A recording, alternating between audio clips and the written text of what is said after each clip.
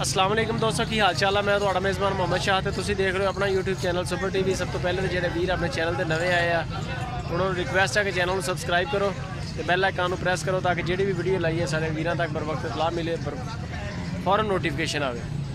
लुडन मंडी आए ने। लुडन मंडी रोज़ बुध वाले दिन लगती है हर बुध, और ज़िला है दा बिहाड़ी, डिस्ट्रिक्ट मुल्तान हासिलपुर रोड के उपर मंडी है। तो साढ़े नाल ने काज़म शाह साहब, इधर आ जाओ सर की हाल चाल है? ये जी काज़म शाह साहब ने तो इन्होंने कोल फ्रीजन का काम करते, टोटल फ्रीजन माल होंगे। अच्छा गप्पना जो लैनियां हो या सूइयां हुई फ्रीजन गाइयां चाहिए होंदियां अपने को?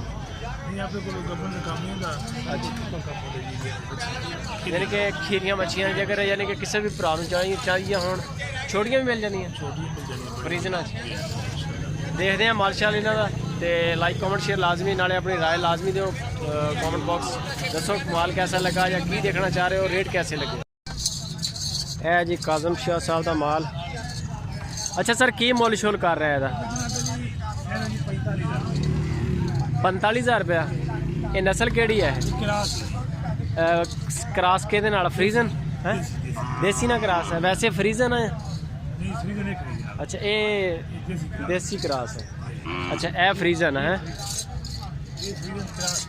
फ्रीजन क्रास है। ਇਹਦਾ ਕੀ ਮੁੱਲ ਸ਼ੁੱਲ? 65।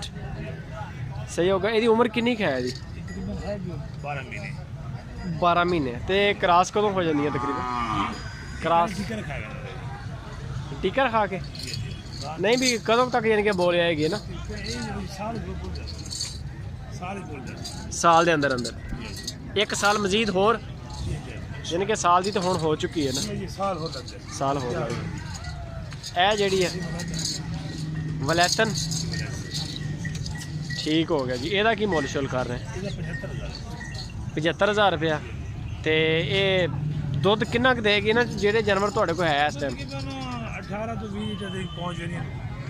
18 ਤੋਂ 20 लीटर एक दिन का, एक टाइम का कि 24 घंटे का?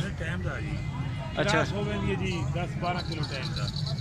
अच्छा सही हो गया। यह हुण अच्छा रेट दिओ थोड़ा जा ताकि जो बंदे देखते हैं उन्होंने रेट भी थोड़े अच्छे लगन। अच्छा 65,000 तक हो जाएगी। सही हो गया। एदा की मुल कर रहे? 75,000 ਇਹਦਾ भी। ये केड़ी नस्ल? ये भी फ्रीजन। सही हो गया। तो अगे आ जी खड़ी है ब्राउन कलर, ये भी वलैतन है। ਇਹਦਾ की मुल? 70,000। तो जी काली अगे खड़ी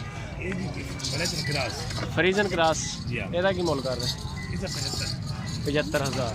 तो हाँ जी लास्ट से खड़ी है 85,000 रुपया है जी। 85,000 रुपया कीमत।